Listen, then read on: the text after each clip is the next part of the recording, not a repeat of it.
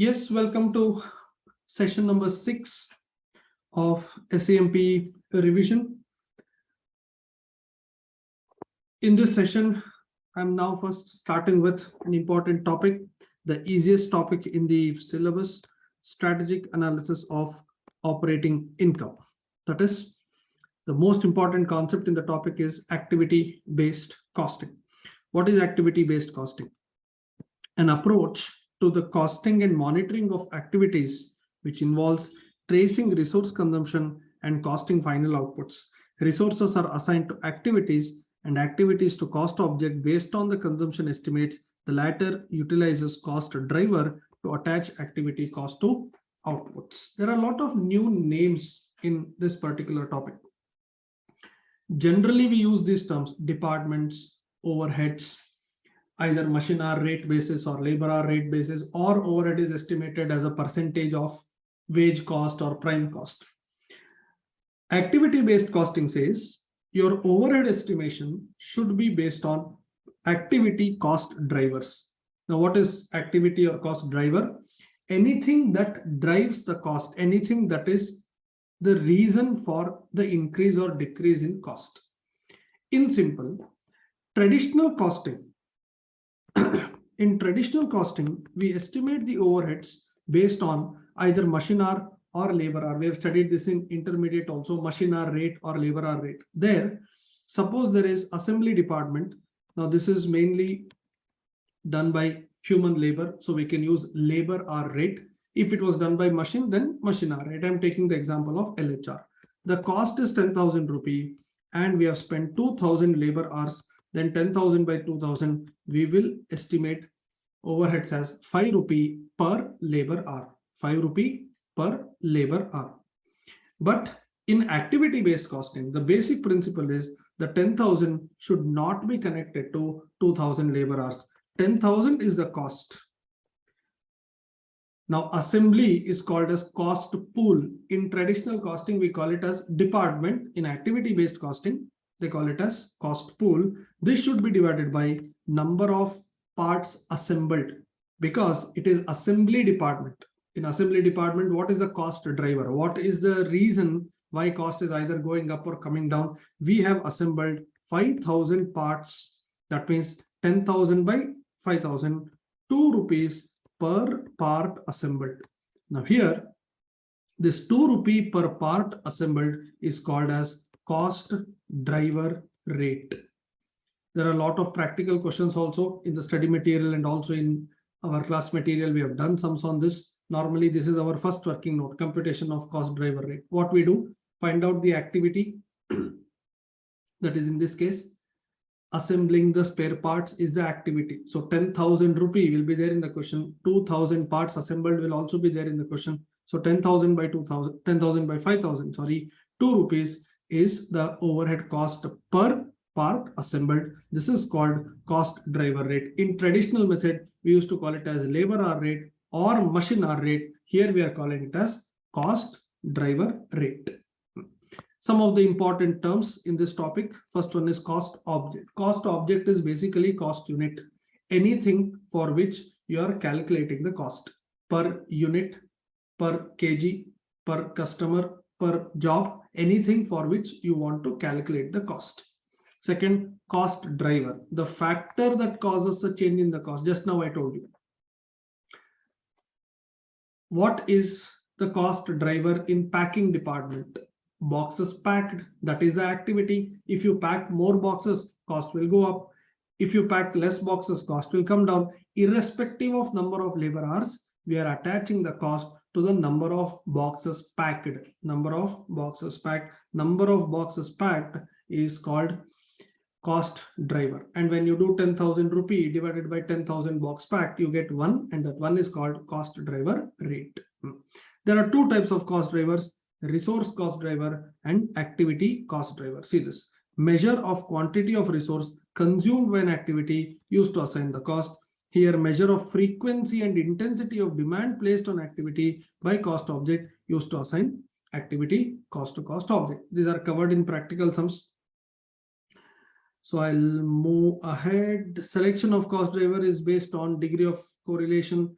cost measurement and behavioral aspects. Yes, important part in this is stages in ABC. In the past, about 2 years back, in one of the mock test papers that asked this question, companies currently estimating all the overheads based on machine hour. They want to implement activity-based costing system. Please explain the stages to be followed in implementing activity-based costing system, because company as of now is not in ABC. All the practical sums that you have in study material are applicable to those companies where you already have activity-based costing and they want you to do all the calculations. The theory question that they can ask is, company at present is not in ABC, they want to implement ABC, give your advice, give your suggestion, what are the steps to be followed, what are the advantages, challenges, all of that. So theory question from this topic can be how to implement ABC in a company where there is no ABC. Okay, I repeat, if you want, just make a note. A theory question that they can ask from this topic is, in a company where there is no activity-based costing, they will ask you what points to be kept in mind while implementing ABC. So you have to first explain what is ABC. You have to explain the basic terminology. You have to explain all these stages and then conclude with advantages and challenges in implementing ABC. There is something called ABM, activity-based management. We will discuss a little later. That is another next important theory question. Yeah. First, identify various activities within the firm into primary and secondary. I will explain this with a small example to you. Relate the overheads to activities, apportion the cost of support activity, determine cost drivers, and compute cost driver rate. Example, identify various activities. Packing is an activity. Identify this. Relate the overheads to activities using resource cost driver. How much are we spending? 10,000 rupee. This is step 2. Apportion the cost of support activity. Is there any support activity related to packing? Not directly packing work, any other work which is supporting this main work. Suppose that is another 2,000. Now the total cost is 12,000. Determine activity cost drivers. That is number of boxes packed. Correct. This is the correct driver. In packing department, cost will go up or come down based on number of boxes you pack. In customer complaint department, cost will go up or come down based on number of complaints handled. In machine setup department, cost will go up based on the number of machines you set up. Like this, you need to find out for each department or each cost pool, what is that cost driver, what is driving the cost. Compute ABC rate. Now 12,000 rupees is the cost, and how many boxes have we packed? Example, 6,000 boxes. That means cost is 2 rupee per box packed. 2 rupee per box packed.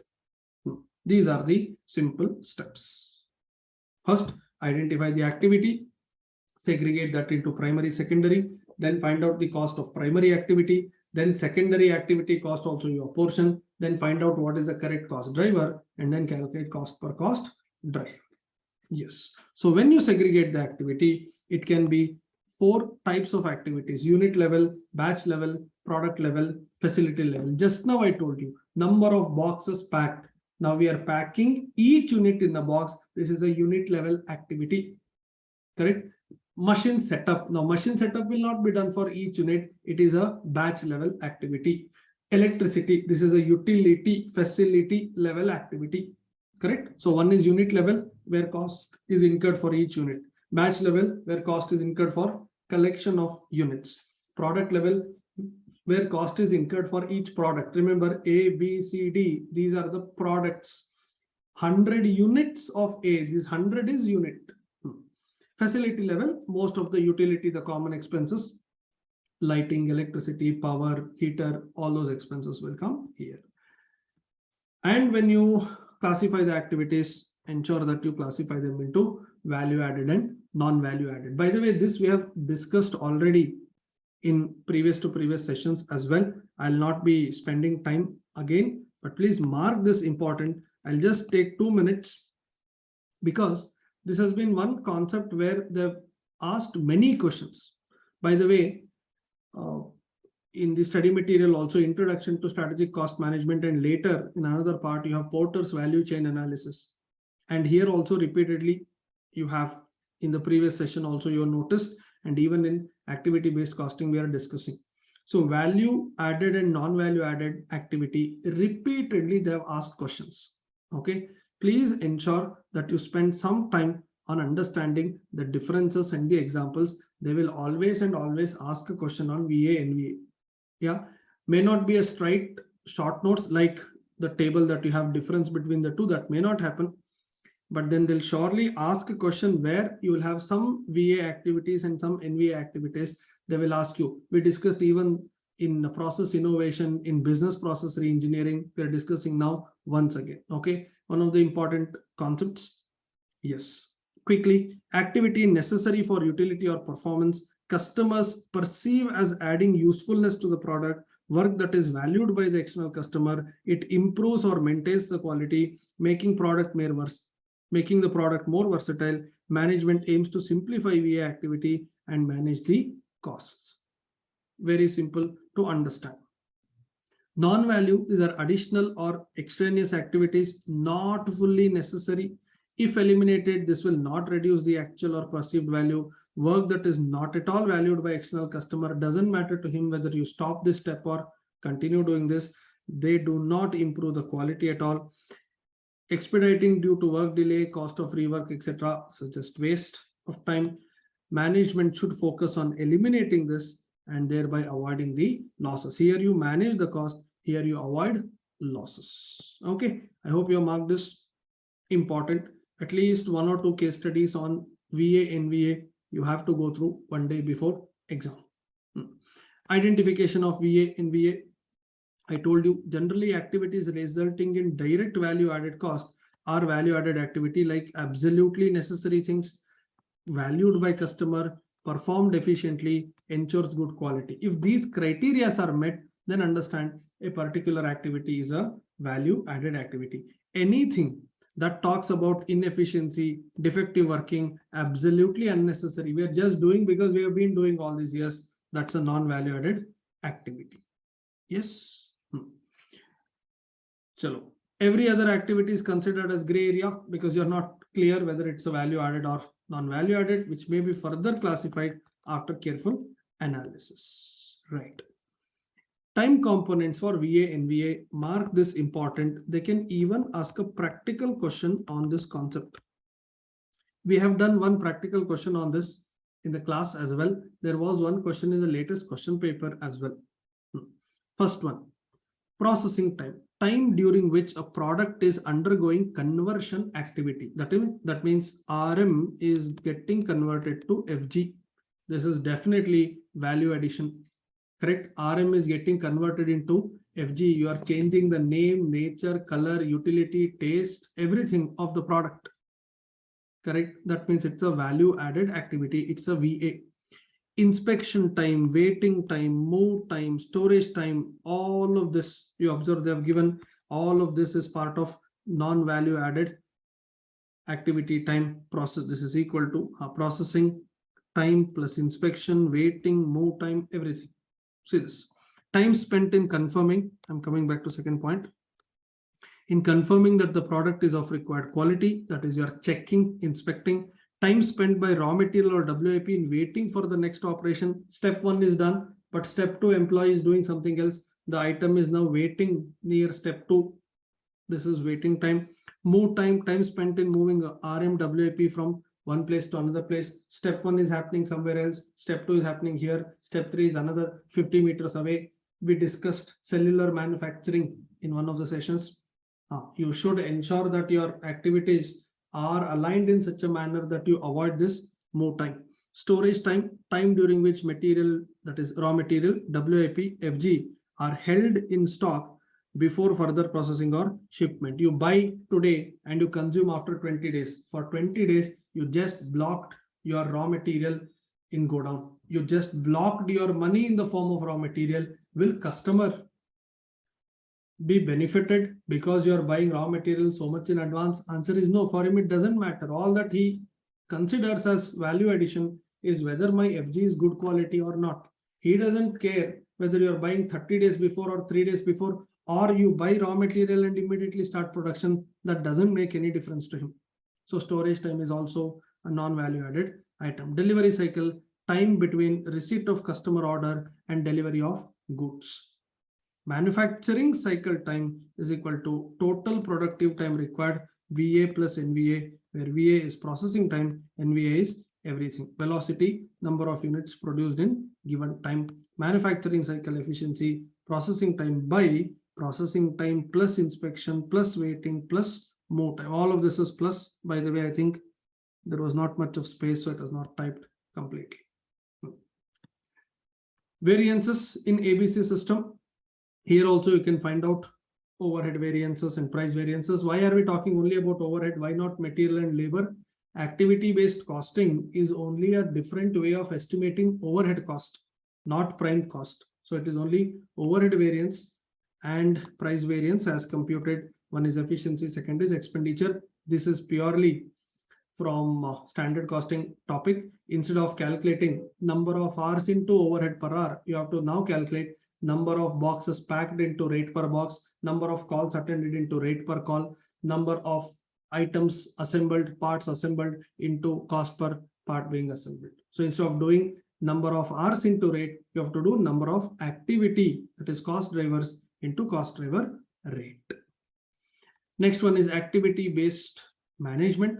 The use of ABC as a costing tool to manage the cost at activity level is called ABM. ABM utilizes cost information gathered through ABC. That means you have to first implement activity-based costing, and then when you manage the cost using activity-based costing, we call it as activity-based cost management. Through various analysis, namely cost driver analysis, activity-based analysis, ABM manages activities rather than resources. ABM seeks to satisfy the following customer needs: low cost, high quality, faster time, and greater innovation. These are quite general and simple point. Stages, again similar here also: identification of activity, assigning the cost to cost pool, spreading of support activities cost, spreading means apportioning, determine the cost driver, assigning the cost to each activity. This is same as what I discussed about 15 minutes back. How do you use ABCM, activity-based cost management? It will help you in cost reduction, better budgeting, better process re-engineering, benchmarking, and performance measurement. Yes. That was about activity-based costing. Next, standard costing. I will not be discussing the standard costing formulas. My focus in this revision session is to cover all those areas where students normally don't spend time on. That is why I haven't discussed much on CVP analysis, the marginal costing formulas and problems, because I know anyway you guys will spend a lot of time on that. And even standard costing, I'm not getting into problems and solutions. I'm discussing only non-practical important concepts. That is why I am not getting into question answer practical problem mode. I'm discussing only the theoretical and important concepts. Okay. So standard costing, there are 5 steps involved in it. This again can be a question wherein they say company as of now has no standard costing system. They want to implement. What are the steps to be followed? How to investigate the variance and how to report the variance. You have to cover all 3. First, the steps.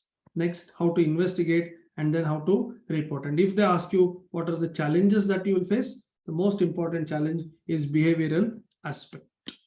So let's begin. First one, the 5 steps. Number 1, ascertain the standard cost, measure the actual cost, compare actual with standard, analyze the above variances to find out the reason, and take appropriate remedial measures. Quite simple. First thing is to set the standard. Now, how do you set the standard? It requires 2 things. 1, knowledge about the activity. Number 2, past experience. Suppose if you want to set the standard time required to complete a particular task in production floor, you go there and ask the person who is doing that. You stand there and watch what are the activities involved, how many hours will be required. You need to have the knowledge of the process, number 1, and number 2, the experience. That is why you need to talk to that employee who is working with that machine. And once you get this understanding from him, you can come and set the standard time required to complete an activity. So any standard is set based on 2 things. Number one, the knowledge of the process. Number two, the past experience. Once you set the standard, you need to then measure the actuals. Now, measuring the actual, this normally happens in accounting. End of the month, you will have the actual data with you. Third activity is what we do in practical problems. Compare actual with standard and to find out the variances: material variance, labor variance, variable and fixed overhead variance, sales variance, margin variance, so many variances. All the practical area is about step 3. Fourth one, analyze the above variances. Now, this is very important. Also, find out the reason for such variance. Why are we having an adverse variance? We have adverse variance, agreed. Why is the question. And as a strategic cost management student, our focus shifts from step 1 to 3 to 4 and 5, because step 1 to 3 is covered even in calculation of variances. What is more important is step 4. That is, how do you analyze the variances? We are spending extra. Why are we spending extra? Were we not prepared to spend so much extra? Was it not anticipated? Okay, there is a sudden increase in the cost. Did we not know this? Did we not plan this? Was there any reason? Correct? Why? How come nobody in our purchase department, our marketing, sales, there are so many departments where people keep talking to outsiders. How come suddenly our raw material cost went up? We had no clue. Was it because of the foreign supply issue? Aren't we updated with all of this? Why are we always investigating after the cost being incurred? Why is it always a post-mortem activity? Why are we not making our budgets with a clear understanding or better understanding of what is expected to happen in future? Why are we lagging behind? This investigation is most important. Take appropriate remedial measures, obviously. Investigation. Factors to be considered while investigating variances. Suppose material price variance 1000 rupee adverse. This is the number that you got from the table. Now you need to investigate why 1000 adverse. For that, the first factor to be kept in mind is size, whether it is material in nature or not. If your company is doing crores of turnover, then 1000 rupee adverse item may not be a very big thing. You can just ignore it. It is immaterial in nature. Second type of variance, adverse or favorable. Now, adverse variances are always taken first. Adverse variances are always taken first for analysis purpose, because you need to fix your problems first. What if there is favorable variance? Favorable variance, when will you have favorable variance? When you expected higher cost, but you have spent actually much less than that. You are happy. Number one, good savings, fantastic. But when you anticipated higher cost, you would have considered higher cost in the cost sheet also. Maybe if you are having a repeated favorable variance month after month after month, it is not a good news. You are unnecessarily keeping a high standard cost and then being happy with the low actual cost. When you keep high standard cost, higher number will go to the cost sheet. Higher number going to the cost sheet means your cost will increase, the price will increase, your product may be costly because of your high standard cost. So repeated favorable variance is also a sign of mistake in your standard setting process. Once in a while is okay, but repeatedly having favorable variance is also not a good news. Cost of investigating variance should not be more than the saving. Here, for example, 1000 rupee adverse variance. To fix this problem, you identify, now this is a price variance. Price variance is because of outside factors. Now to find out the reason why we are spending 1000 rupee extra, you hired an expert from outside and he did a market research, market study, market survey. He finally comes back and says, look, these are the reasons why you have spent extra. Fantastic. He's asking me to pay 20,000 fees for his market research. To fix a 1000 rupee adverse variance, I should not be spending so much extra money. Next, pattern in variance, one time or repeated. Just now I told you. Repeatedly you are having either favorable or adverse variance. Understand there is something seriously wrong. One off is okay, repeated is not okay. If repeated, how to revise the budget in future period? Quite simple. Next, reporting of variances. Computation of variance and their reporting is not the final step towards the control of various elements.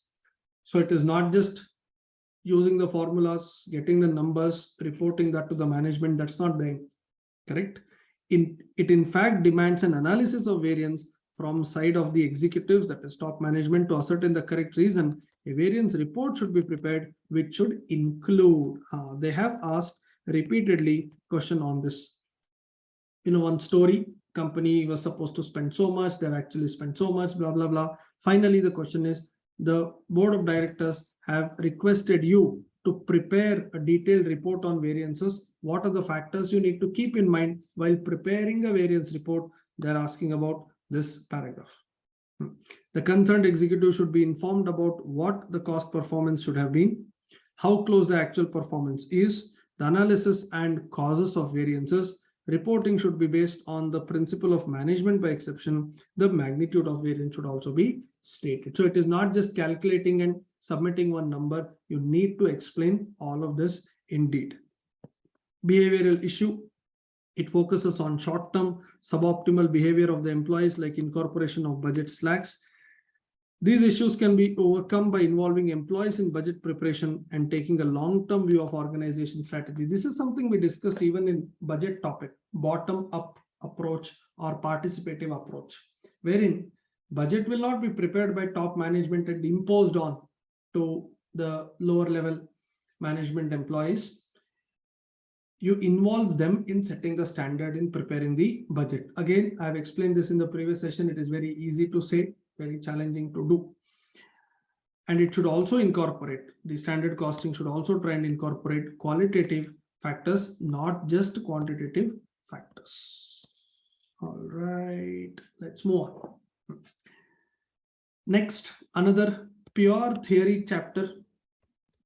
Pure theory chapter. Many students ignore these things, but nowadays you might have noticed there is equal importance to both practical and theory areas. That is why this revision session is to cover all the areas where you normally don't focus much.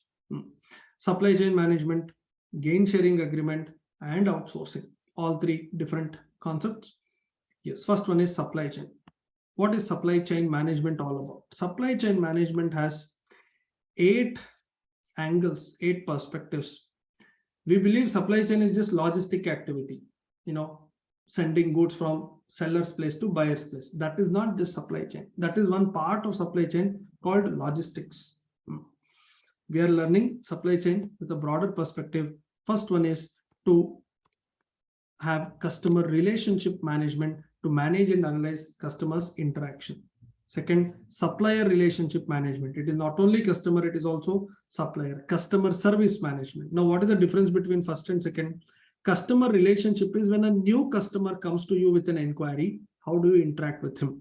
Customer servicing is once that customer confirms the order, how you interact with him, how you do the entire order flow. That is the next one, order fulfillment and demand management. All of this will start only if that person is your customer. Customer relationship is even a general interaction. Somebody writes an email to you inquiring about a product, how frequently you reply. What is the time gap between request from the customer and response, and why is there too much of delay in responding to the customer queries? This is customer relationship. Once he confirms the order, you have customer service, demand management, and order fulfillment. Order fulfillment is from the minute you take the order till all the steps happen and goods reach and you collect the cash, following that entire order flow. This is called order fulfillment. Manufacturing flow management. So supply chain is not only about talking to customer. Customer will place an order. You need to check whether you have spare machine, spare labor, availability of material, time for all these resources to be used for this particular order, whether we are able to do that. Even that is part of supply chain management. Product development and commercialization. You have to come with new products with better modifications, with better quality additions, and that has to be commercially tried in the market with samples and all of that. Even this is covered under supply chain. Returns management, the last part. Once you sell goods to the customer, supply chain doesn't end there. If customer is not happy and if he wants to return it, what is the procedure? What is the flow of activities we have? Even this is part of supply chain management. 2 ways, upstream and downstream flow. A supply chain begins right from supplier and finally ends with customer. In the total chain, there are flows of material, information, capital, or finance. When the flow relates to supplier, it is called upstream. If the flow is related to customer, it is called downstream. Very simple to understand. Important aspects in upstream supply chain management. What is upstream? Where you have supplier involved. Supplier involvement comes when you have to buy raw material. Here, there are three parts. I'm directly going to this. E-procurement includes e-sourcing, e-purchasing, and e-payment. Please mark this important. They can ask good case study questions on this. Using the information technology, three parts: e-sourcing, e-purchasing, and e-payment. What is e-sourcing? Organization provide electronic invitation to tenders. You don't make a phone call to them asking them whether they're willing to supply. On your website, upload a tender. Simple. Second, e-purchasing. Ask your potential suppliers to upload their tenders, quotations, sample products, everything. The video of the product, the utility, all of that. E-payment, once you purchase, ensure that the payment is also automated. There is no manual involvement. So e-sourcing, that is calling for tender. E-purchasing, managing the entire purchase activity. Number three, e-payment, completing the activity by making the payment also online. This is upstream. In downstream flow, that is where company has to interact with the customer. What are the things that are included? Number one, relationship marketing. Some of these terms are slightly confusing also. It says relationship marketing. The relationship marketing helps the organization to keep existing customers. Please underline this. When there is no customer, there is no relationship marketing at all. A potential customer is making a phone call to you. That is not relationship marketing. You already have a customer. That customer is unhappy for some reasons. He's having some problems with your products. How to talk to him, how to interact with him. This is relationship marketing. And you also want to attract new customer through helpful staff, quality service, and product. So one part is to keep the existing customers in a happy condition. Second is to attract new customers. These are two different parts. Understand, both are not same. Customer relationship management. Now understand they're already your customers, correct? Managing their interaction and data through the life cycles. Analysis of customer and their behavior, talking to them, analyzing the kind of orders that they place, analyzing the frequency, giving them offers based on their historical purchases. This is analyzing customer and their behavior. For this, you have to do two things: customer account profitability and customer lifetime value. First one, customer account profitability. Most firms understand the source of their revenue, but do not understand the source of profits. On this itself, they can create a case study question. We know that we are generating revenue from east, west, south, north of India. We know the source of revenue, but we do not understand the source of profit. Out of the 4 divisions, where are we getting profits? We know that we have A, B, C, D, 4 big customers. Which customer is giving me more profit? Now understand, I might be providing different kind of services, different kind of value additions to all these customers. Some of them I go and do door delivery. Some customers, they come and pick. Some customers, I do delivery. Half of the cost is shared by them. Now, when all these things, for some people, I first supply sample and then supply the main product. For some people, I give more discount. To some people, I don't give discount. Now, there are a variety of customers with whom I'm dealing in a very, very different manner in terms of pricing, packaging, supply, delivery, collection of their dues, bad debt losses. This can be different for each customer. I need to not only analyze the revenue, I also have to analyze the profits. Understanding specific cost and addressing specific causes of poor profitability associated with specific customer will significantly improve bottom line. That means profits. Customer profitability analysis is best conducted with a technique known as activity-based costing or ABC analysis, something that we discussed some time back. Next one is customer lifetime value. I have discussed this concept in a separate video on my YouTube channel. Okay, here I'll be discussing in just 1 or 2 minutes. If you want to know in detail about customer lifetime value, I have uploaded a detailed video. This is my YouTube channel name as well. You can search there. The latest video is on this concept itself. And I have even discussed one practical sum on this. Customer time value, customer lifetime value is the present value of net profit that we derive from a customer over the entire lifetime of relationship with that particular customer. Which are the companies that can use this? Understand, when I purchase a subscription on Amazon Prime or Netflix for 1 year,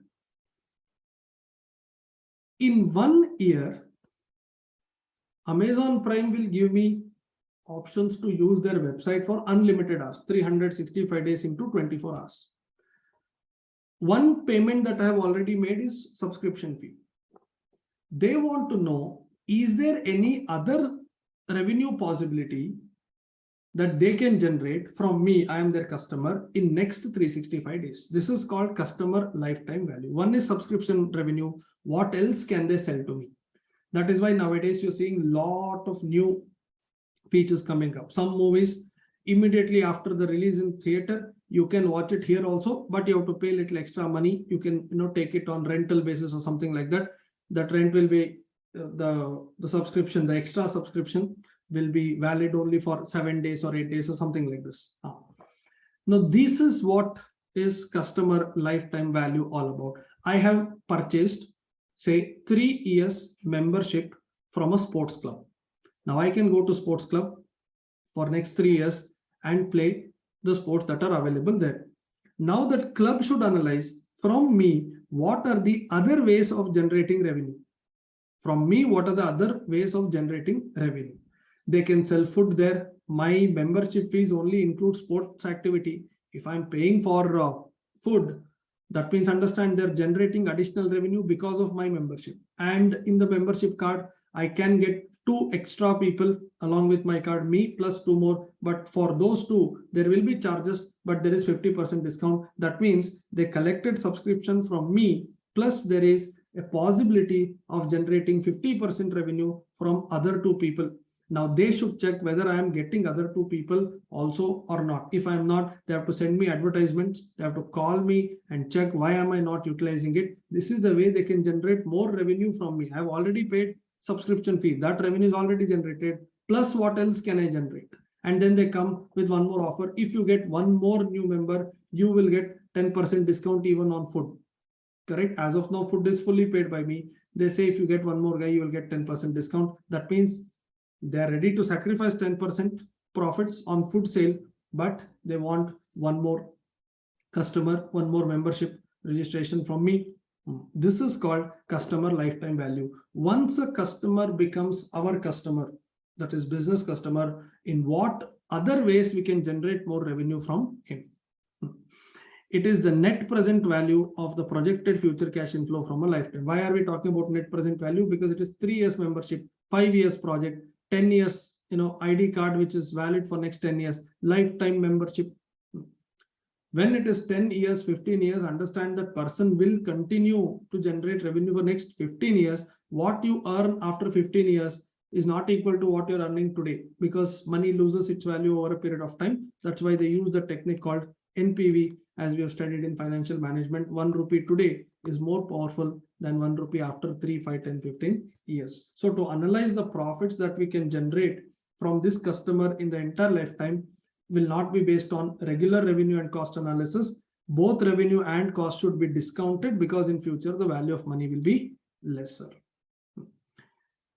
Gain sharing arrangements in supply chain management. This is one of the easier concept, simple concept. I'll not read from here. I'll quickly explain it to you. Gain sharing arrangement is, I am tying up with another entity for part of the service to be provided to the customer. And what will that another entity earn by signing up this contract with me? The gain sharing. That means if I get more business, he or she will also get more business. I am not giving any fixed amount to that particular person, that particular business entity. Gain being shared with that person. I repeat, There is A Limited, which is providing services to customers. They wanted one value addition. For that, there is another company called B Limited. Now they can tie up with B Limited. Now B Limited will ask, boss, you can use our services, you have to pay 5 lakh per month. A Limited says, boss, sorry, I am not interested in such contract where I pay fixed amount to you and try to recover everything from the customer. Okay, I want to have a gain sharing agreement where per customer who comes to me, we will be sharing the profits between A and B Limited. We will be sharing the profits. Now with this, you will also grow, I will also grow, and both of us will grow together if we are able to make good products or services. These type of gain sharing agreements are entered mostly between hospitals and laboratories. Now, when a patient goes to a hospital and if hospital doctors are advising them to get some X-ray, some blood test or something to be done, where will they go? Where will the patients go? If there is a gain sharing agreement, then the hospital will ask that particular patient to go to this laboratory only. Now the laboratory is saying, you give me 5 lakh every month, you can send unlimited number of patients. Hospital says, boss, no, we are not ready for that.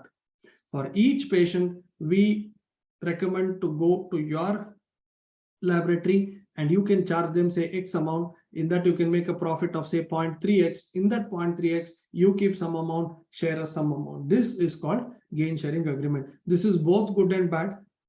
Good because if this hospital is performing well, the laboratory will also earn good money. But if the hospital is not performing well, then understand even the laboratory will be in big trouble. So laboratory cannot invest too much of money on infrastructure based on gain sharing agreement, because here there is no fixed revenue guaranteed to the laboratory. Their earnings are based on the success of the hospital. If hospital fails, laboratory will also fail. This is called gain sharing arrangements. Outsourcing. Very simple concept. First one, advantages and then the disadvantages. They can ask a theory question on this. What is the advantage? Outsourcing will help in cost saving. Not always, by the way. This point I'm writing a star here. Outsourcing will help in cost saving, but not necessarily all the time. Sometimes outsourcing may be costlier than making it in-house. Second, it will free up organization from investment in technology, infrastructure, and people. This is a very valid point.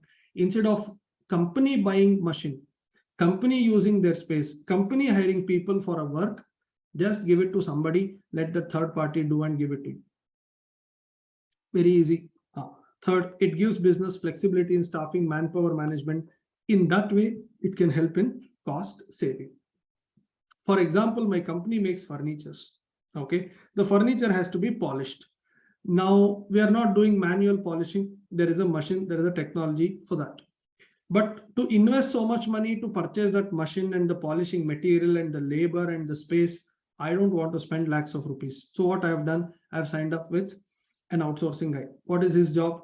Once the furniture is ready, I will call him. He will come pick up the furniture. He will do the polishing and he'll come and drop the furniture back in my warehouse. Simple. Now by this, I have a great flexibility. I don't have to hire so many people. I don't have to invest in machine. I don't have to purchase that polishing material. I don't have to block my space for this. I just have to make the furniture and I give it to him. Right? These are the advantages. Challenges. I'm sorry, 1 second. One of the biggest disadvantage is risk of losing sensitive data. Now, not in furniture example, he may not know who is the buyer of that furniture, but in a lot of other activities, there is a possibility that you may end up losing your confidential information, because now a third party, there is a customer, there is a seller, but now there is a third party who may get an access to all the information about the main seller. Second, control of operation and deliverables may get affected as well. You will not have a control on how they are doing this. Now in the same polishing example, correct, how they are polishing it, which material are they using, are those employees trained well, are they using good machine? You may not have a complete control on that, and they may delay. And if they delay, customer will not get to know that polishing is done by third party. Customer will continue to complain. The main company itself, main company will have to answer both sides here also, and they chase this guy also. Inexperienced worker or improper process may lead to quality problems. Okay, outsourcing is done. What is the guarantee they're doing the work with 100% productivity and efficiency. Correct. What if they don't polish properly? Finally, customers will complain about the company, not about the polishing company. They don't even know it is a third party who is doing polishing. Correct. Yes, let's move on to the next small concept, small chapter, life cycle costing. A comparative analysis of these phases is given below. This table, market important, this table I have discussed even in the regular class. It is so important, this table, and after 2 pages, there is one more table, analysis and strategies during product life cycle.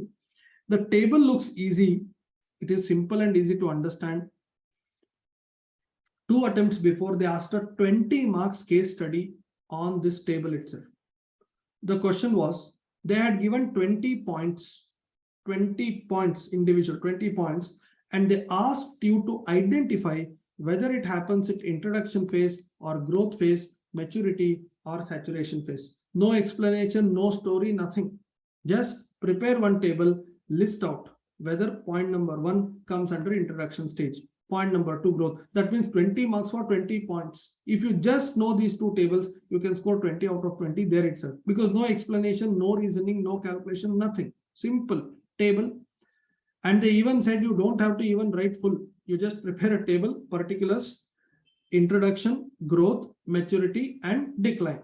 And then list out the number. Item number 1, item number 7, item number 9, item number 19. This comes in introduction. 4, 5, 6, 7 comes here. Balance, all other numbers come in third. Simple. They did not even want you to write the story, just marking. It is as simple as that. The 20 marks question, compulsory question that asked. So ensure both the tables are marked important and you should revise it one day before exam. Yes. Let's discuss now. Here it is. Sales volume or quantity. In initial stage, what happens? It will be low. People don't know about your product. In growth, there is a rise, and the rate of rise is also in increasing trend. In maturity, there is increase in sale, but a decreasing rate. What is this? In growth phase, you may see growth of sales like this. 5% growth in this month, 7% next month, 9% next month. There is a growth at increasing rate. In maturity, there will be growth, 11% growth, 10% growth, 9% growth. There is a growth, but at a decreasing rate. In last case, sales will level off. That is, at some point it will stop, and then you will start seeing the fall in the sales. Prices, either high price, skimming, or low price penetration. We will study about this in some time in this video itself about this. This is part of pricing decision topic. Retention of high level prices, except in certain cases, price will fall closer to cost because of competition. Understand, competition will not disturb you in the initial and growth phase.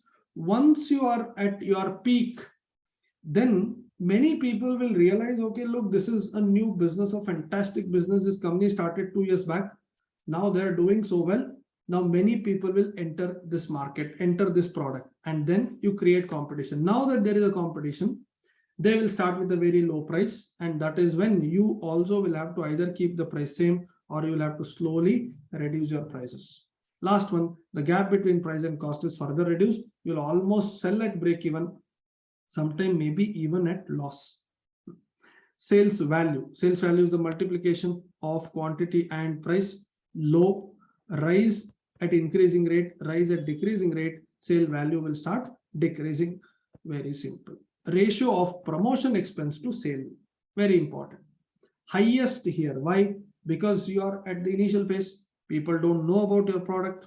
You want more and more publicity, more marketing. So obviously you will have less sale, but so much of marketing cost, advertisement cost. Amount of selling overhead increases, while the ratio of overhead will come down. No doubt you'll have to do more marketing in growth phase to retain the new customers. But then because sales is also going up, even the denominator starts going up, the percentage will fall. Here, the ratio will come down to normal level. There is no huge expenses incurred. At the end, you don't have to do any selling and distribution. Amount and ratio both will fall because you don't want to continue that product anymore. Why will you promote it? Nature of customers at the initial stage, innovators, people who want to try new things only, they will buy. Later, early adopters, those who ask their friends about the experience they had and then they buy. Third, middle majority. This is where you get maximum number of customer registers to change. These are the people who don't want to change their preferences. Some people, even if new variety products have come, they still want to use their old product itself because they resist. They don't want any variety of change. They say, I'm happy with this itself. It's okay. New product is better than this, but I'm comfortable with this. Nature of competition. Negligible, because nobody knows about this product. It's a new product. In life cycle costing, understand, you are giving birth to a new product which is not there in the market in the first stage. Nobody knows that there can be a product or a service like this. Hardly any competition, almost nil. Later in the growth phase, you will start slowly people thinking, talking, discussing, making plans about copying your business model. Then in the third stage, you will see very, very tough competition.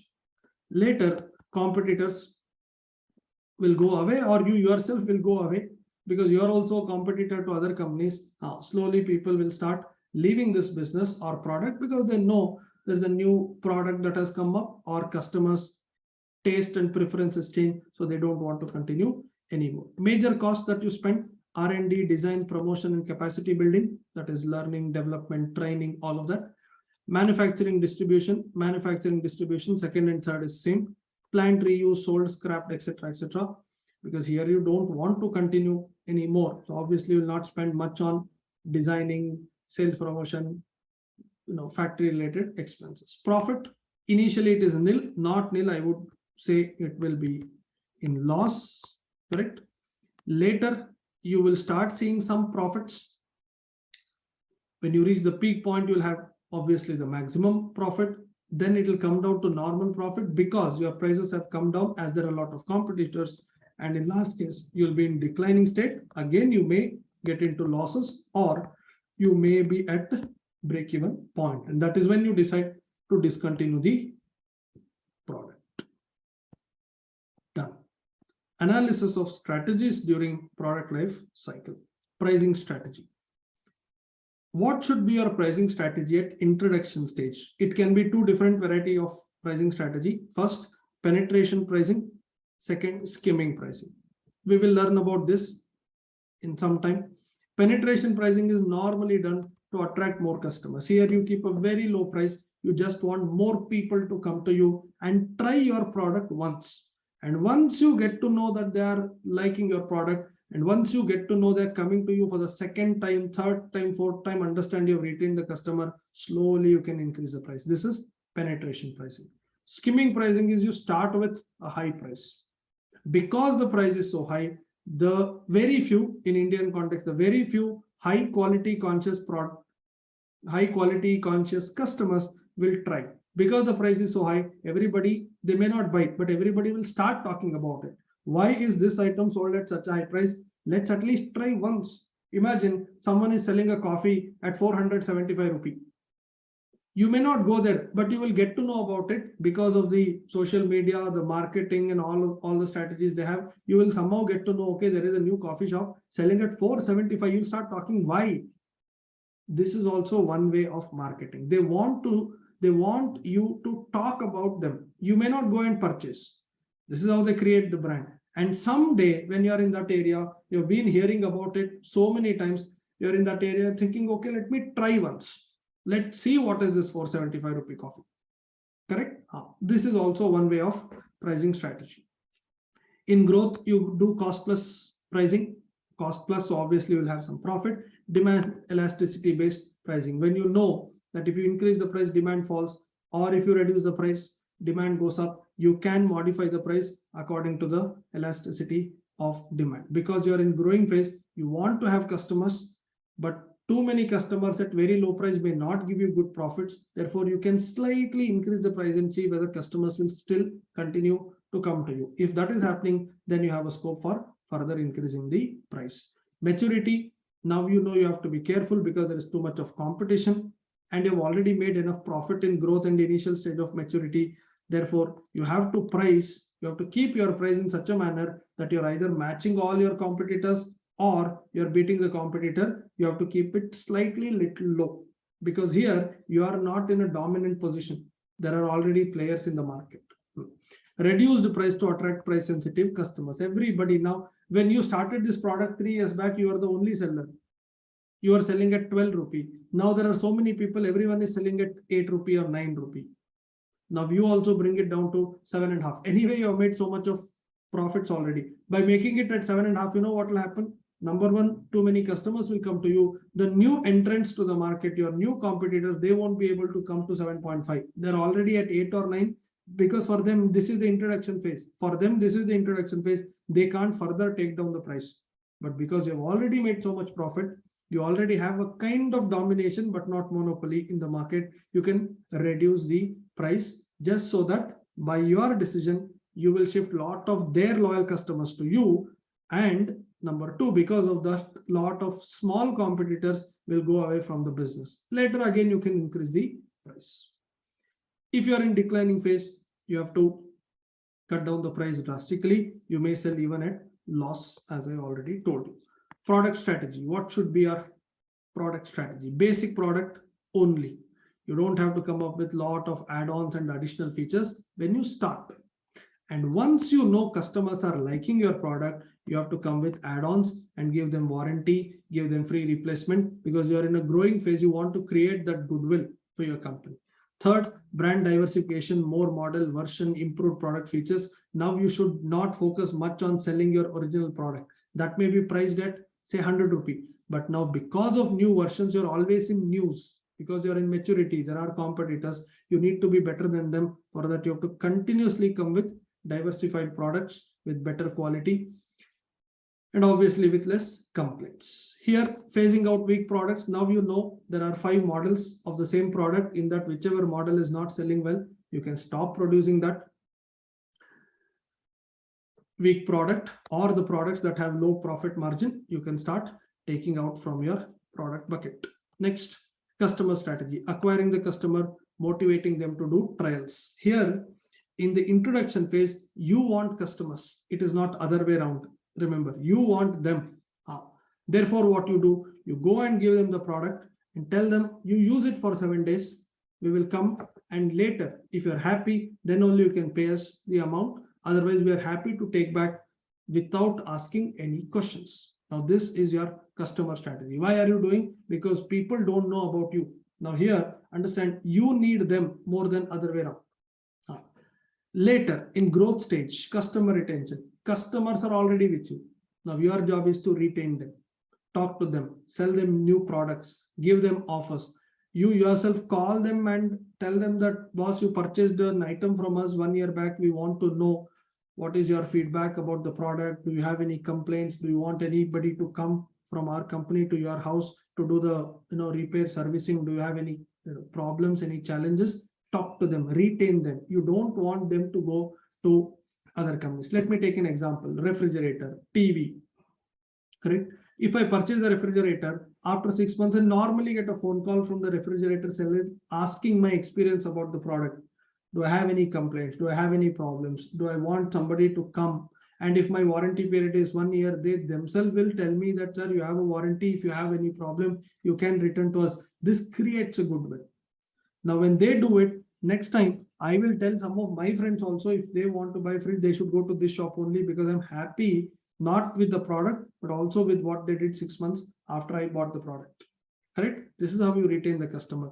Repeat purchase, building brand loyalty. Just now I explained the same. Preserve loyalty of existing customer and encourage switch over from competitors. All of you are aware of this very well. If you have taken a SIM card of one company, other companies will start calling you. If you take loan from one bank, other banks will start calling you. Why is ICICI Bank calling me when I have a loan in SBI? They just want me to transfer the SBI loan to ICICI. Simple.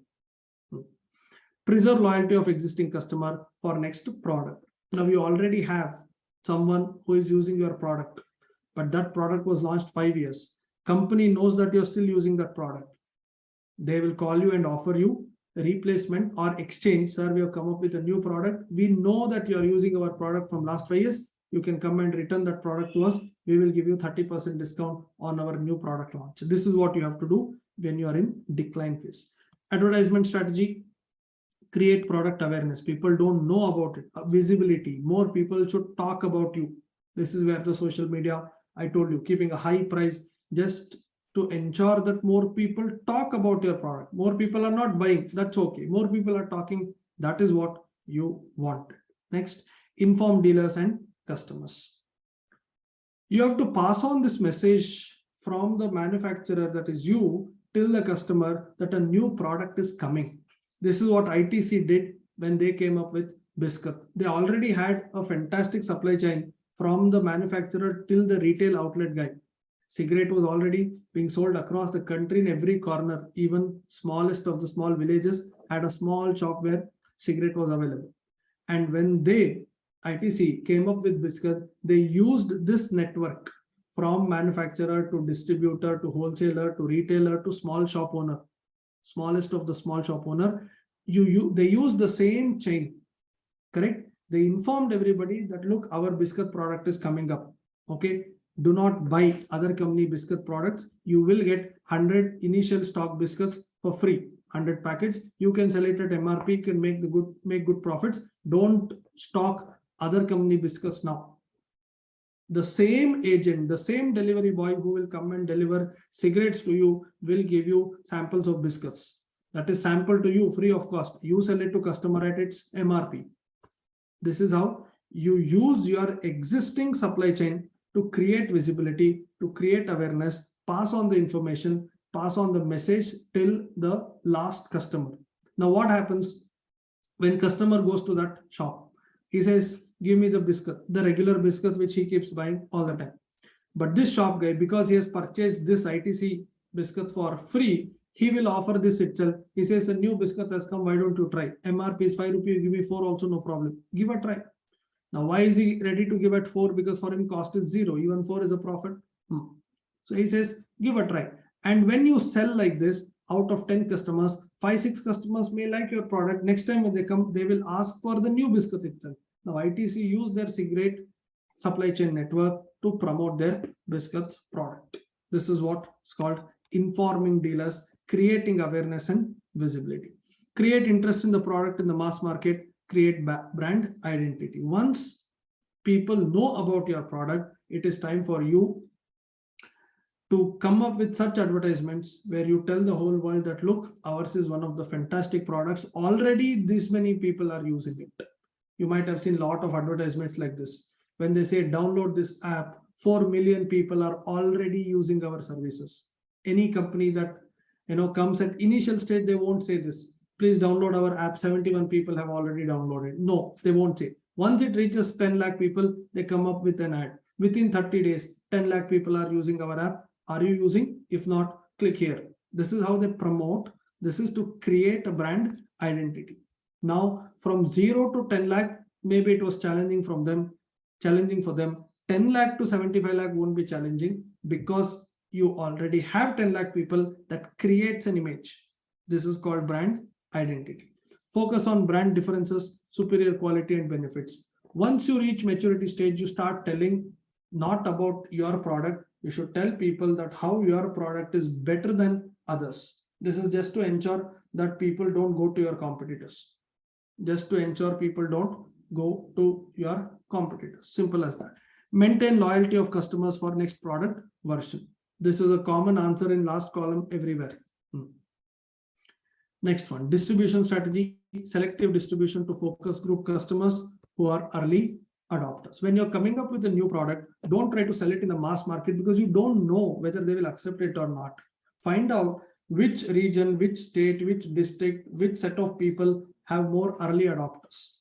Sell your products there. For example, you're coming up with a new headphone. Now you want to set up a small shop.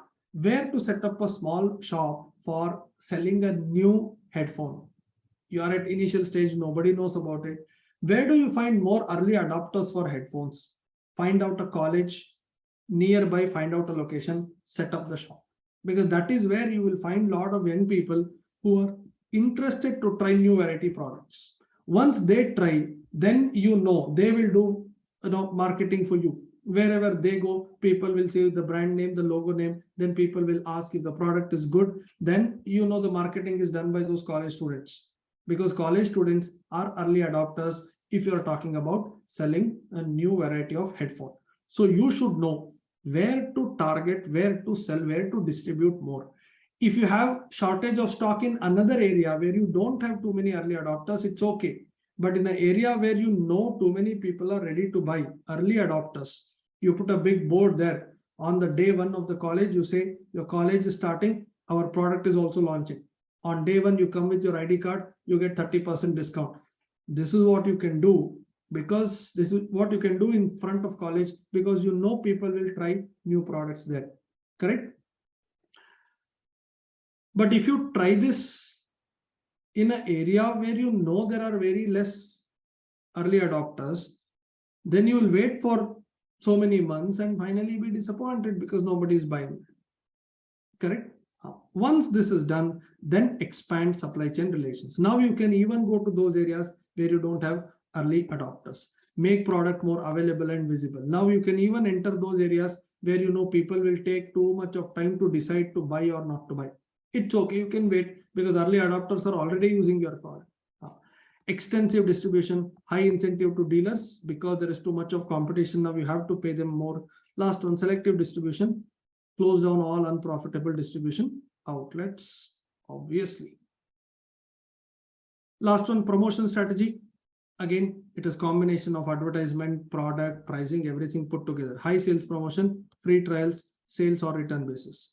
Here, leveraging the product's perceived differentiation advantage for securing the market position. Once people are using your product, you know they will stay with you as long as you are in touch with them continuously, as long as you solve their problems as and when they come up with something. Incentive for brand switching. You call them. This is what I told you. ICICI Bank calls me and says, you have SBI loan. Why don't you shift the loan from that bank to our bank? We will give you 1% reduction in rate of interest. You are giving incentive so that people switch their brand. Incentive for high buying from loyal customer. Banks do this also. They call you and say, today you have completed 5 years of banking with us. Thank you so much. Because you are with us for 5 years, now you are classified as one of the gold customers. As a gold customer, you are eligible for credit card, personal loan, vehicle loan, low interest rate, blah, blah, blah. Why are they doing all this? Because they know I am here with this bank from last 5 years. They have seen all my transactions. I may go to another bank, open one more account. They don't want me to do that. To keep this relationship, they come with all these high or new sales opportunities. They come with new offers to me. Only to loyal customers they do, because I'm here with them from last 5 years. They come with a lot of benefits. Reduce all promotions and spend only for reducing the inventory levels. Very simple answer. Yes. Another important theoretical discussion, pricing decision. There are two varieties, skimming and penetration. Skimming pricing is a policy of charging high price during early period of the product's existence, and in the later years, prices gradually come down. The reason for the following is inelastic demand. What is elasticity of demand? When you change the price, if demand is also changing in obviously opposite direction. Price comes down, demand goes up, or vice versa. That is elasticity of demand. What is inelastic demand? Whatever be the price, you know people will buy your products. Even if you keep an unbelievable price, you know people will buy your product. Then why do you want to sell it at low price? Keep high price. You know, I'm talking about some of the mobile company products. They know that whatever be the price, people will come and buy. Simple. Why should they come with 5% discount? They should keep high prices only, because there is no elasticity of demand. By reducing the price by 10%, your quantity will not go up by 10%. They know this very well. So even if they increase the price, they know the demand is not going to fall. They can obviously start with high price. You know, one advantage of skimming pricing, initially itself, you will start making fantastic profits. Observe, assured profit, the third point. Why assured profit? You can sell that mobile phone at 25,000 rupee also, but you know, even if I sell at 37,500, my customers will come and buy. Good. Initially, by the way, this 25,000 itself has 2,000 rupee profit component. Your cost is only 23,000. With skimming pricing, you have made another 12,500 extra profit, you've actually made 14,500 rupee profit at the very initial stage. What I discussed just now, 5 minutes back, is in the initial stage, making profit is a challenge.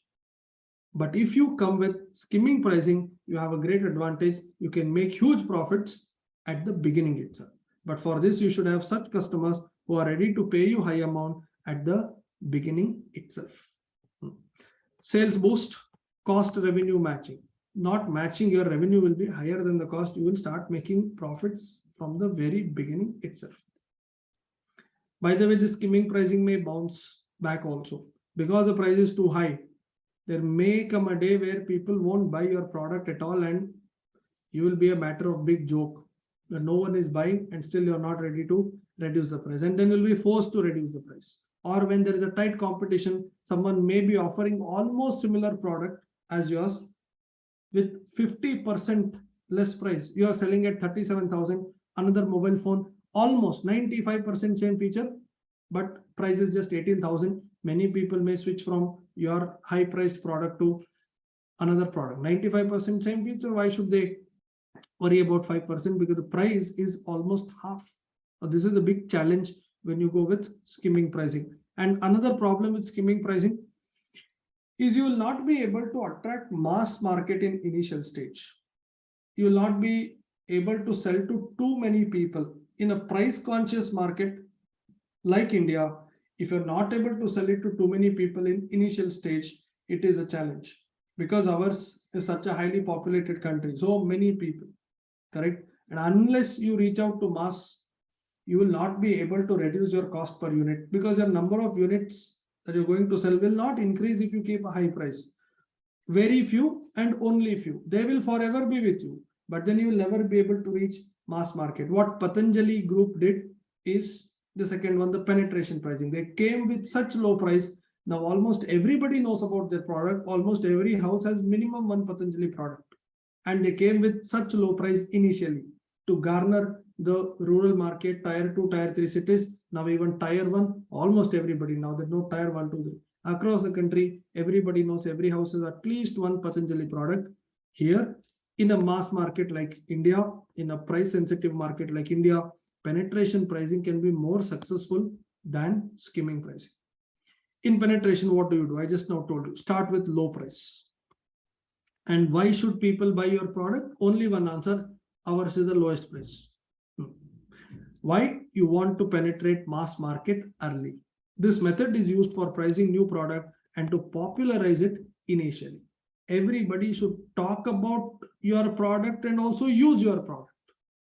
In skimming pricing, people will only talk about your high prices. They won't buy, but here everybody will even buy. Profits may not be earned in initial stage. Definitely, you will be in loss because you're selling at such low prices. However, price may be increased as and when the product is well established. The low price policy is introduced for the purpose of long-term survival and profitability. No company which is thinking of short-term profits will try penetration pricing. If you want to stay in the market for very long term, then only come with this. Because once you start selling a product which is worth 10 rupee, if you want to sell it at 6 rupee at the beginning, now almost 1.5 years, you will keep selling at 6 only to get that mass market. Once you get it, you'll slowly increase 6.5, 7, 7.5, 8, 8, and so on. By the time you reach your target price and earn target profit, it will take years together. So if you don't have long run objective, do not start with penetration pricing. Last one, circumstances in which penetration pricing can be adopted are elastic demand and mass production. I told you, when you know that change in price will impact change in demand, and when you know you are going to produce in bulk mass production, that is when you can think of implementing penetration pricing. Otherwise, you better stick to skimming pricing itself. Yes, all right. So that's about all the important topics that I wanted to cover. Now I am going to, just a second, RTP discussion, the latest RTP of November 22. Yes. Guys, as I told you at the very beginning itself, my focus was to cover all those topics where you might have not spent too much time already. I know CVP analysis, standard costing, and even budget practical areas, you would have already spent a lot of time because there are so many practical problems in that. Therefore, I decided to do everything other than those 3 topics. Now, let me discuss all the balance questions of RTP. We have already covered a couple of questions in all these sessions. In this discussion now, I'll complete all the balance questions from the latest RTP. This is November 22 revision test paper. Yes, ethical and non-financial consideration, nutty bites question. As I told you, listen to me carefully. Next 2 minutes, pay attention. In exam, whenever you see a question like this, the question in front of us can be a 5 marks question. 4 sub questions can be 5 or can be even 8 marks question. When you read it, don't read from the beginning. Okay, this is just 1 page here. In exam, this can be a 2-page question. Read first the last 2-3 lines, what exactly they want. Once you know what they want, and then when you read from the beginning, you will know what to underline, you will know how to think and analyze the data. Otherwise, you know what happens. You will read the whole question and then come to the end of the question and then understand what they want. And then to answer, again, you'll start reading from the top. Correct? How? You will waste time. Therefore, I'm directly going to sub question 1, 2, 3, 4. What is that they want? Explain why Nutty Bites should attempt to address the issue. State potential benefit that business can garner by addressing this issue. Recommend with reason the awareness available to Nutty Bites to address some ethical issues. Evaluate the recommended solution. That means this question is about some ethical problem that company has. Maybe they're making some good profits, but there is some unethical practice maybe that they're indulging in.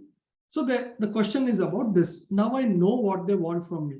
Now you read, you'll understand. Nutty Bites, I'm reading, produces many edible snacks that are very popular, especially among children. Peanuts, peanut oil are essential ingredients in many of its products. They are currently facing this ethical issue. Now you already know they want me to answer about this ethical issue. What is it? Medical studies have indicated peanut allergic reactions are on the rise. The prevalence is more profound, especially among children. And in the first paragraph, they said that the product is popular among children, and that is your target market, and that's where the problem is. Reactions can range from hives around the mouth to potentially life-threatening reactions when exposed even to the slightest trace of peanuts. There is growing media campaign to force companies like Nutty Bites to make disclosure about presence of peanuts on its package labeling. So here is the problem statement. Nutty Bites is a mid-sized company that has a growing market. That means they have introduced their products a couple of years back. This is how you should analyze in exam hall. They've already introduced the product. They're already selling it and they are growing, and their target customers are children. They've given in the first para, and there is some ethical issue with respect to selling the product to children. Risk to peanut exposure can come not just from presence of peanut in the product. Some of its bought-in ingredients, raw material input, are cooked in peanut oil. There are risk of cross-contamination among the products. Let us say an equipment has been used to produce cookies that has peanuts. Next, the equipment is used without being cleaned to produce chips that does not have peanuts as an ingredient. Some portion of the peanut or peanut oil could contaminate that specific batch of chips as well. I hope you understood. Now, the problem is not about using peanuts. It is about producing something using peanuts and later producing another item without cleaning the equipment. Now, that item may not use peanut as a main ingredient, but because the machine was not cleaned, it may have an impact even on the second product that you are producing. See this. Some portion of the peanuts or peanut oil could contaminate that specific batch of chips. Since label of chips would not mention peanut as an ingredient, it poses a potential risk of causing allergic reaction to customer unaware of this contamination. Now, even if somebody reads the outer cover, there is no reference to peanut, but then this company knows that the product produced before this product, the product that was produced before making this product used peanut. And now there is a possibility that without cleaning the machine, since we are producing, that some peanut presence is felt even in the second product. Management of Nutty Bite has called for a meeting to discuss this issue. The issue need not be addressed at all. After all, Nutty Bite is doing nothing against the law. Definitely, what is law saying? That if you are using the peanut items as your main raw material, then you must disclose. If there is peanut being used in making the product, please disclose. That means you're not violating the law. This is the opinion of many members on the board of the company. Now here is a problem. Whether they should disclose this, what is correct as per law, what is correct as per ethics, and is there a way to fix the problem? Can we clean the machine, or can we buy another machine separately? In that machine, we will make all the products where peanut is used in any form. And we will use other machine to do everything where peanut will not even come close to the machine. Can we do this? One is what is legally correct, another what company can ethically do. Or should we at least disclose the fact to the customers that we are not directly using it, but we are making this particular product in the same factory using the same machine wherein some other product is made for which the peanut is used? Should we at least disclose this? By disclosing this, will I lose market share? This is the problem, and that is what they've asked. Explain why Nutty Bites should attempt to address this issue. Can they simply say we are not doing anything against law, let's ignore it? That is not the correct answer. You have to deal, you have to address this issue. You can't say we're not doing anything wrong. Second, state potential benefit that business can garner by addressing the issue. By making it clear to the public, you are avoiding a big risk in future. Imagine somebody buys that second product where peanut is not directly used, but because it was made in the same machine, you may find the traces of peanut even in the second, in any form. Imagine government or some government regulatory body takes that second product and sends it to testing, and in the testing they found that the peanut oil and related items were used indirectly at least, but there was a presence. Then that government regulatory authority can ask you to pay any heavy amount of fine and penalty. The directors may even go to jail for not disclosing this item. May be very, very serious. That time you cannot say, sir, we are producing without washing the machine. Then they will say, at least then you should have disclosed the fact that you are producing without washing the machine. They can come with any form of fine penalty. Recommend with reason the avenues available to Nutty Bites. I told you in what way they can either, number one, go to the government and take a permission from them, ask them, explain everything to them, keep everything transparent, ask that government regulatory body itself to guide you how to disclose the fact to the public, or should they disclose or not. If they say yes, you have to disclose, prepare a draft of what you want to print on the product, ask them whether this is correct, take more like an advance ruling. Go to them, take a clearance at the beginning itself. If that is not possible, then at least have one more machine, everything, make it into two separate segments. Those machines, those activities where the peanut oil is used or traces of that is used, and other where peanut oil is not at all used. Then you are very, very safe. Now you don't have to worry at all. There will never be, whoever does any form of testing, they will never be able to say that there was indirect impact of peanut item being used as an ingredient directly or indirectly. And then evaluate the recommended solution. What is your opinion? Which is the best solution? They want you to answer. Okay, this is a non-monetary, non-financial, but ethical consideration. Yes, second question is on supply chain management. Just now, some time back, we discussed. Now I'm first reading the last paragraph. What is that they want? The board of directors, I'm reading the last paragraph. I'm just zooming it. The board of directors recognize the need to review the supply chain to enhance the brand recognition of NationSmart, and also address the issue raised by franchisees regarding inflexible ordering and delivery system. That means this question is about franchisees. Now, what is franchisee model? There is a business, say ice cream company. They have created one ice cream brand and they know the main formula of making that ice cream, but they don't want to set up their ice cream outlet everywhere in the country. Therefore, they're letting you take up the franchisee.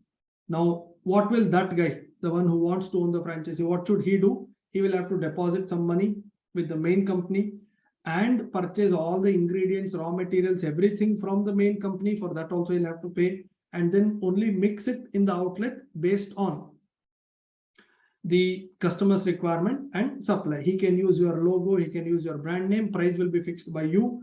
He will not have too much of powers, too much of decision making, because he's just a franchisee. But he will also have some control over whom to hire, which machine to use, what type of promotion, advertising that he can do. He can use your logo. There will be no restriction. This is how franchisee model works. And here there is a problem between the seller, that is NationSmart, and these franchisee guys.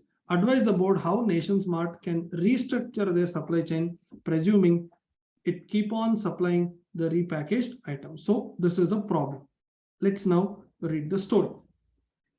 NationSmart is a supplier of packed grocery items to local kirana shops and departmental stores under the franchisee model. I've already explained what it is. Such local kirana shops and department stores are not exclusive franchisees of NationSmart, because certain other items such as veggies, cosmetics, eggs, breads, etc., which are not offered by NationSmart, these local kirana shops and departmental stores are free to buy from other suppliers. So this is not like the ice cream example I told you. In ice cream example, that ice cream franchisee guy, he should sell only my ice cream.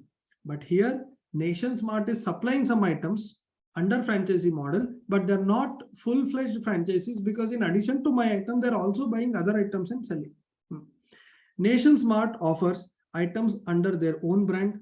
They purchased these grocery items either directly from manufacturer or from their established suppliers at a significant discount, part of which it passes to such franchisee local kirana shops and departmental stores. It is estimated that such local kirana shop and departmental stores save around 8 to 12% on purchase price on items supplied by NationSmart. That is why the kirana shops are interested to do business with NationSmart. They're getting the purchased items at 8 to 12, even if you take average 10% discount.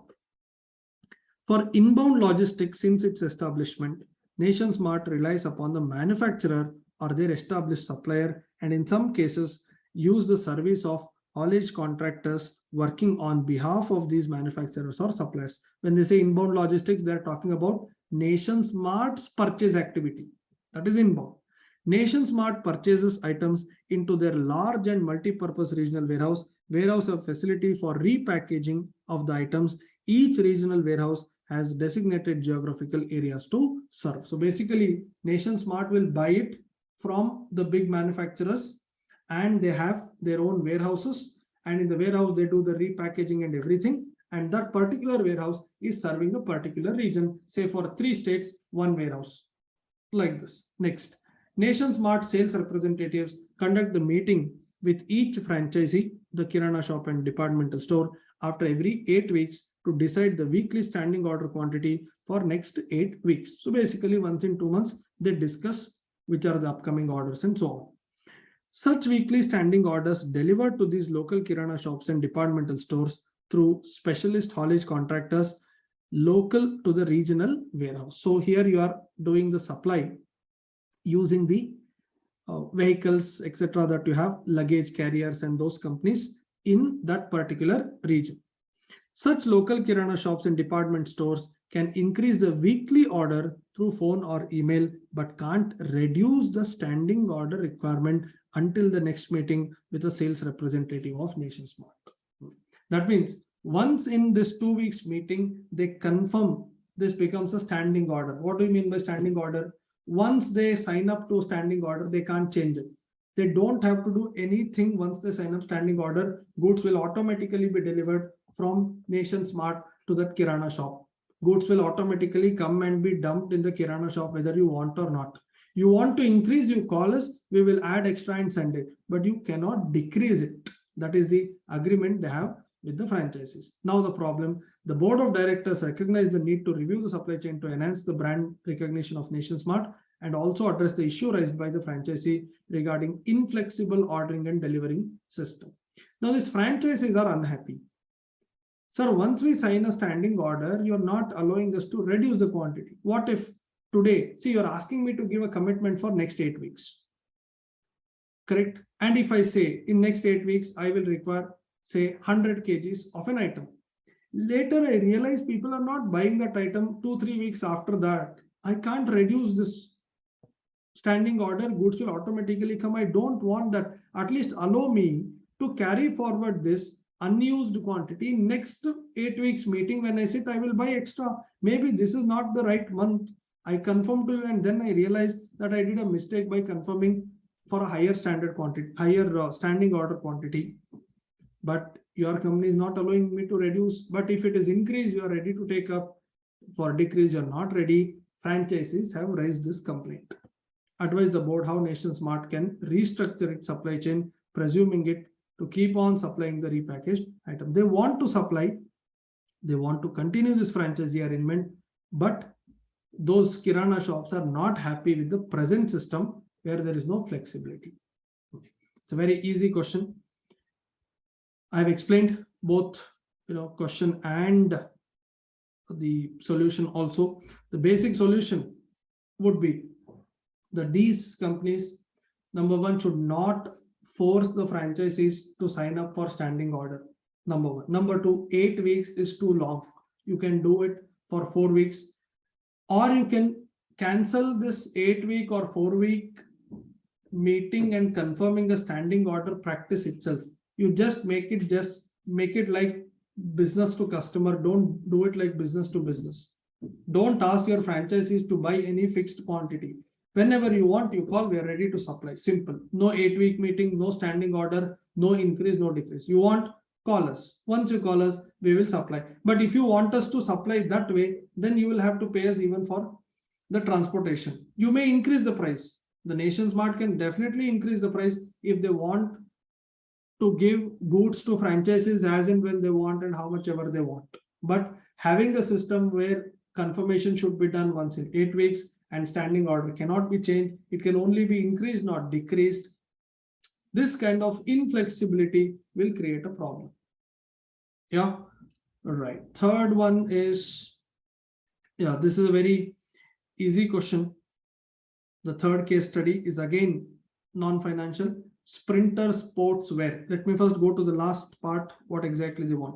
Discuss why Sprinter sportswear should attempt to address this issue. Suggest some of the actions that company can take to address this issue. That means there is some problem. By the way, in exam, they will not give you this heading, ethical and non-financial. Here, there is an ethical problem. Exam, you'll have to read full to understand. Yes. Sprinter Sportswear is a multinational company that has a market presence in 23 countries. Yet, the company does not own a single factory. Okay. Production has been entirely outsourced to 175 factories located in places where cost of operation is very, very low. Factories cater entirely to Sprinter's procurement demands. These factories operate independently. Sprinter plays no role in their operations. Procurement from this supplier network is stored at distribution centers from where dispatches are made to wholesalers of sportswear and apparel. So you have tied up with a lot of factories. They make everything for you. By the way, they're independent companies. You can't control their operations. They will supply and you're receiving that at your distribution center. From there, you are then selling it to wholesaler, then retailer, then finally the customer. Recent news report from some of the third world foreign countries have indicated that high child labor employment is in place.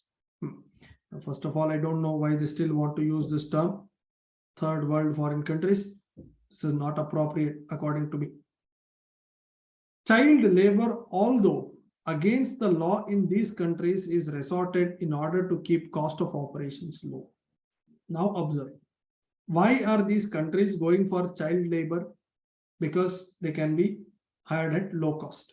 And because it is at low labor cost, even those factories are ready to sell the cloths to this company, Sprinter Sportswear, at low price. Cost is low, so the price is low. Factories in these countries do not directly employ children. So even they have found out an escape route. They don't hire children directly. Instead, they subcontract the work to contractors. This is what most of the companies do. I'm not talking about child labor, I'm talking in general. When they don't want to do anything directly, they find out one subcontractor who will then do. How he manages, this company says that's not our worry. We are paying to the subcontractor anyway. These contractors in turn hire children illegally without the local knowledge of local law enforcement authorities. In addition, working conditions in these factories are very unhygienic and oppressive. Now you have all the points to write the answer.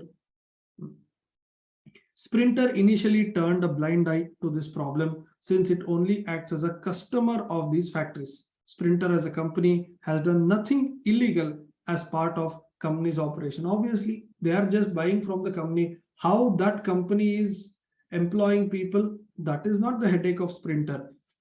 That is what loss is.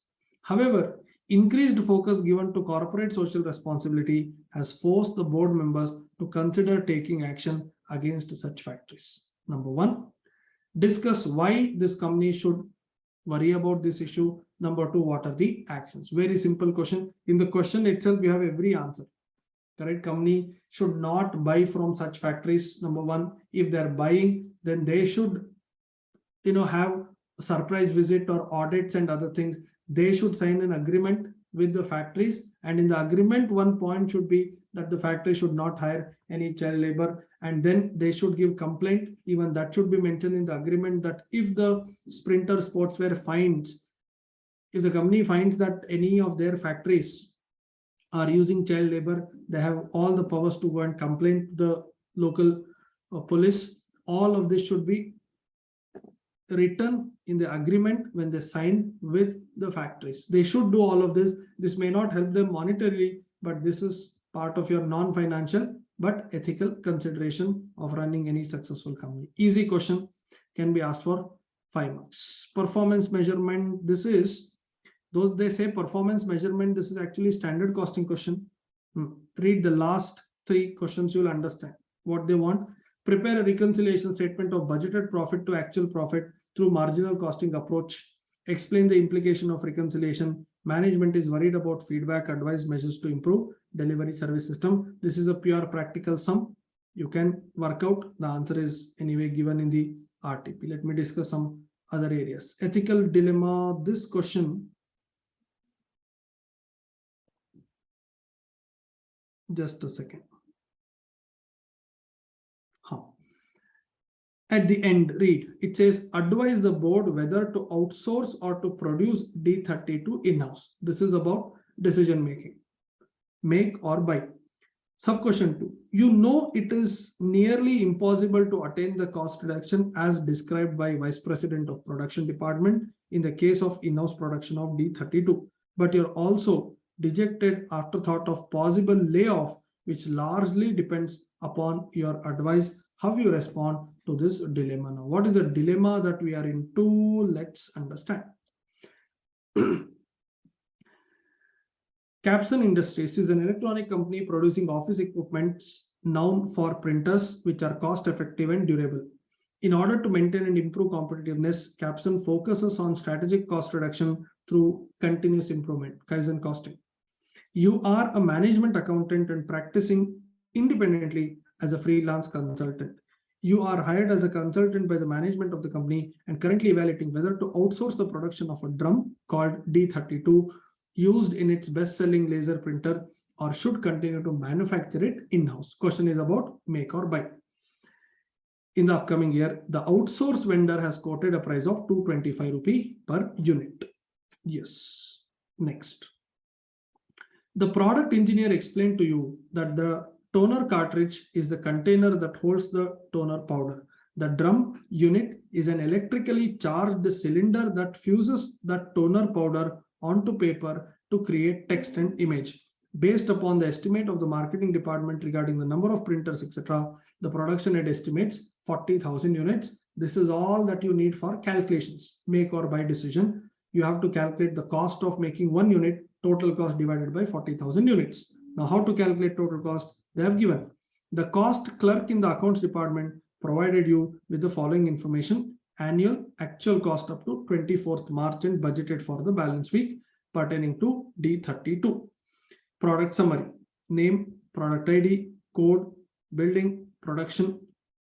This is for 36,000 units, by the way. Estimated is 40,000.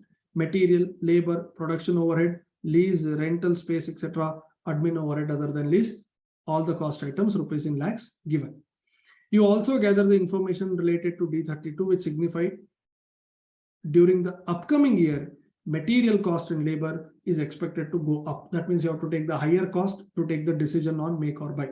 Second, lease can be terminated, but the cost of termination will be equivalent to half of the monthly rent. Lease rentals are static over the years for the next 3 years. That means there won't be change. Space and plant have sufficient idle capacity to absorb the increase in production. Understand, there is an idle capacity. In one of the sessions, I've discussed relevant cost of making. 60% and 30% of the,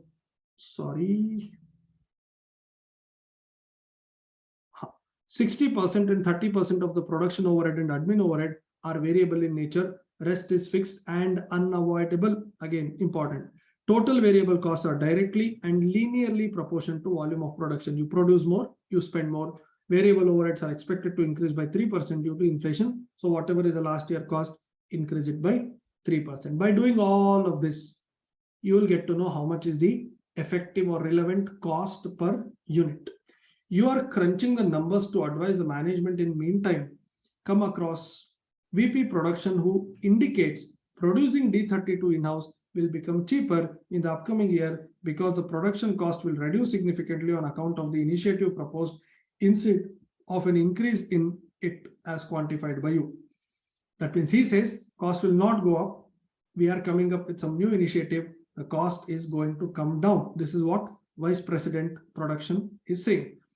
Hence, advise you to analyze the decision ignoring the increase in the cost of production, rather advise to consider them at a level lower than the current level. Basically, his pain is something else. He detests to see scope of his work at Capson is getting dwindled and don't want the apple of his eye to be laid off. You know what is his worry?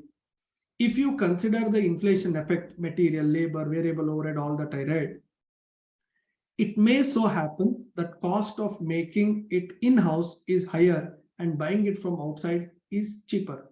And if you go by inflated numbers, which is correct number, inflated numbers, you may give an advice to the management, don't make this product in-house, buy from outside. If this happens, this VP production is worried.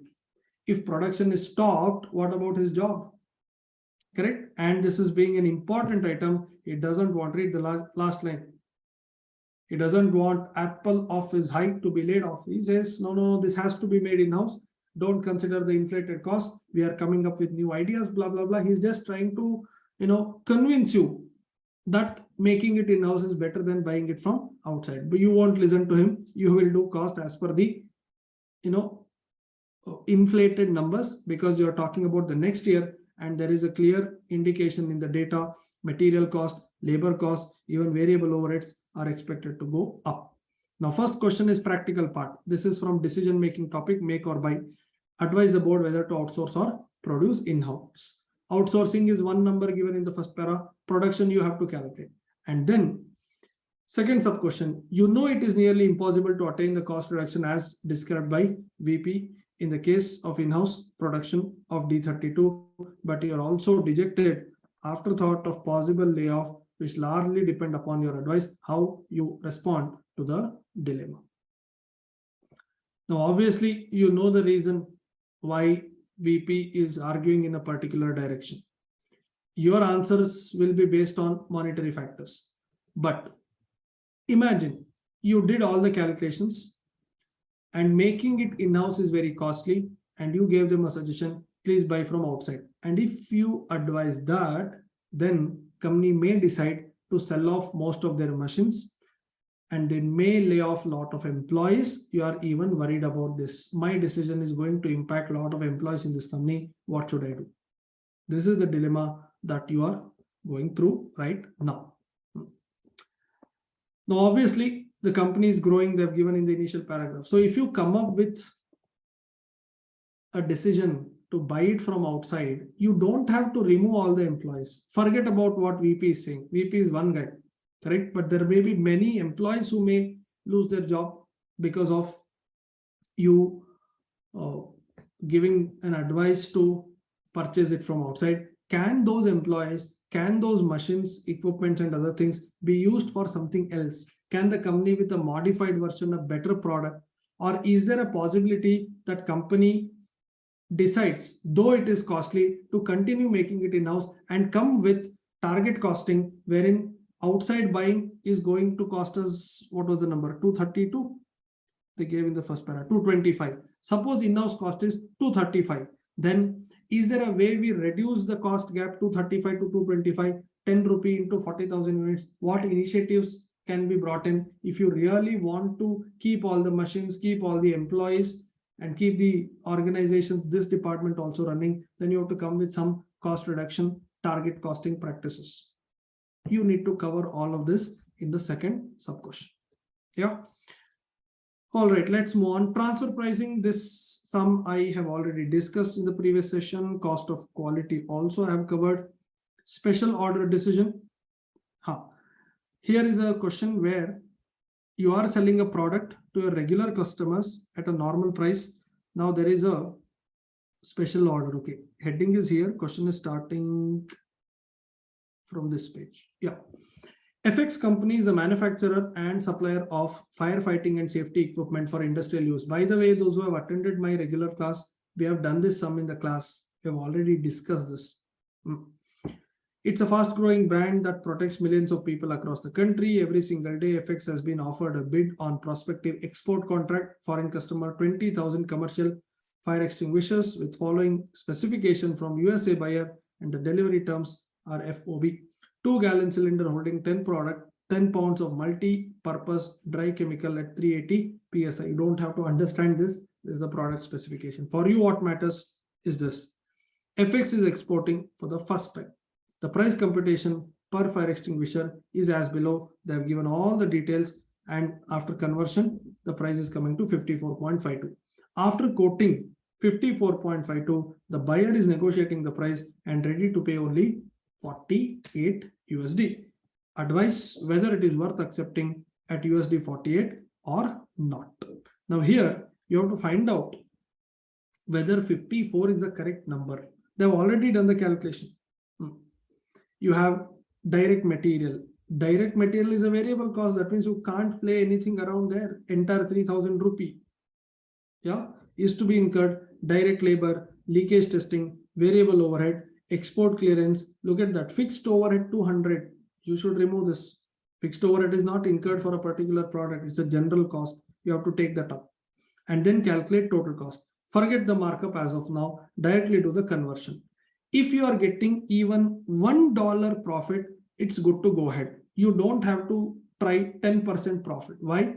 Number one, it's a special order. Number two, you're selling to a foreign customer who was never your customer all these years. Number three, once you agree for the price that they are quoting, 48, suppose your variable cost is coming to $46.5. 48 is also a good price, and this is in addition to your regular in-country customers. They are not asking you any discount. And once you serve the foreign customer at 48, if he's happy, you may expand a new market altogether. Lot more foreign customers may come. You can start off with 48. You can slowly increase later. That means your decision will be simply based on this. Is my variable cost of making this fire extinguisher less than USD 48? If it is even 47.9, the answer should be go ahead. But then they have given advice, other factors that are to be considered. Other factors are, number one, you are selling it to a foreign customer. That means you need to know fire and safety related norms and the laws in that country. Number one. Number two, you're selling it to a foreign customer. Tomorrow, if your fire extinguisher is not serving the purpose, that means your product is defective. If they file a case, what is the legal route? Because they're in some other country, you are in this country. How are we going to sort out that issue? You should know now itself. Number three, what about sales return? After selling, if there is a problem, who is going to bear the transportation, insurance, and all of that? Because you're selling it to a foreign customer. Number four, you are selling it outside for the first time and you're selling a dangerous item like fire extinguisher. That means there are a lot of rules and regulation. Even for dispatching from our country, you have to consult legal experts in this matter, take high insurance and all of that, because this is not like any other general product. You have to consider even these factors. And if the variable cost is less than $48, you should then accept the order. Yes. Life cycle costing, mold and dice. By the way, we have done the same problem in the class already. It's a very, very simple question. I will not be explaining this in detail. They have given all the details about a new product and then they have given the cost estimation. 8,25,000 plus manufacturing, selling, admin, warranty. You consider all of that. That becomes the total cost divided by number of units that you're planning to sell. They have given in the third para that number of units are 80,000. Total cost by 80,000 is your cost per unit. A very, very easy sum. I will not be explaining this in detail. CVP analysis. Again, this question is there in study material. We have done this in the class, in the regular class. This is about a hotel room, leisure hotel resort. Those who have attended my class, I think you will remember this. This I gave it as homework. This is there at the end of CVP analysis chapter. This graph is there and then even the answer is provided in the book. We have in fact discussed this. Okay, let's move on. Balance scorecard. I think I discussed this yesterday. And if I remember correctly, yes, this was done. Pricing decision, very, very simple question. See this. What is that they want from you? Last two lines. Calculate the price per piece to be quoted if the target contribution is 1,500. That means you find out variable cost per unit, add 1,500 contribution, that is the selling price. If 4 different labors are made for products simultaneously to ensure faster delivery to the customer, can the price at number 1 be quoted? Comment. Read. The gift company, I'm reading from the beginning. The gift company makes mementos for offering chief guests and other dignitaries at function. A customer wants 4 identical pieces of handcrafted gift for 4 dignitaries invited to the function. For this product, the gift company estimates the following cost for the first unit of the product.